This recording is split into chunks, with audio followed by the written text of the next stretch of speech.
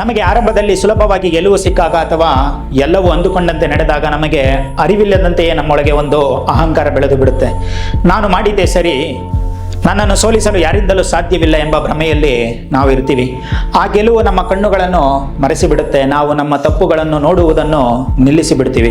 ಆದರೆ ನೆನಪಿಡಿ, ಸತತ ಗೆಲುವು ಮನುಷ್ಯನನ್ನು ದಡ್ಡನನ್ನಾಗಿ ಮಾಡಿದರೆ ಒಂದು ಸೋಲು ಅವನನ್ನು ಜ್ಞಾನಿಯನ್ನಾಗಿ ಮಾಡುತ್ತೆ.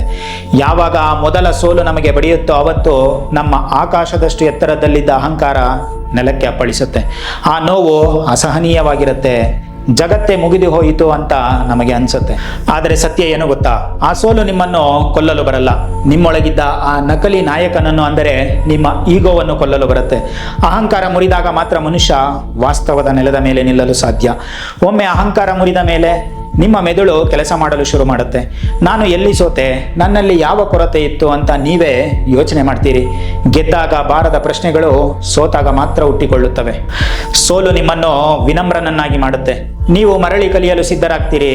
ಅಹಂಕಾರ ಮುಚ್ಚಿದ ದಾರಿಗಳು ಈಗ ಬುದ್ಧಿವಂತಿಕೆ ತೆರೆಯಲು ಶುರು ಮಾಡುತ್ತೆ. ಮೊದಲ ಸೋಲು ಎಂಬುದು ಸೋಲಲ್ಲ, ಅದು ನಿಮ್ಮ ವ್ಯಕ್ತಿತ್ವದ ಮರುನಿರ್ಮಾಣ. ಜಗತ್ತಿನ ಪ್ರತಿಯೊಬ್ಬ ದೊಡ್ಡ ಸಾಧಕನು ತನ್ನ ಮೊದಲ ದೊಡ್ಡ ಸೋಲಿಗೆ ಕೃತಜ್ಞತನಾಗಿರುತ್ತಾನೆ. ಯಾಕೆಂದ್ರೆ ಆ ಸೋಲೆ ಅವರಿಗೆ ಗೆಲ್ಲುವ ಅಸಲಿ ಸೂತ್ರವನ್ನು ಹೇಳಿಕೊಟ್ಟಿರುತ್ತೆ. ಅಹಂಕಾರದಿಂದ ಗೆದ್ದವನಿಗಿಂತ ಸೋತು ಬುದ್ಧಿವಂತಿಕೆಯಿಂದ ಕಲಿತವನು ಹೆಚ್ಚು ಕಾಲ ಇತಿಹಾಸದಲ್ಲಿ ಉಳಿತಾನೆ. ಸೋಲು ಎಂಬುದು ಮೆದುಳಿಗೆ ಒಂದು ಎಚ್ಚರಿಕೆಯ ಕರೆ. ಅದು ನಿಮ್ಮ ಮಿತಿಗಳನ್ನು ದಾಟಲು ನಿಮಗೆ ಶಕ್ತಿ ನೀಡುತ್ತೆ. ಅಹಂಕಾರ ಹೋದಷ್ಟು ನಿಮ್ಮ ಸಾಮರ್ಥ್ಯ ಬೆಳೆಯುತ್ತೆ. Losing is not the opposite of winning, it is A part of the winning. ಮತ್ತೊಂದು ವಿಡಿಯೋ ಜೊತೆ ನಾಳೆ ಸಿಗ್ತೀನಿ.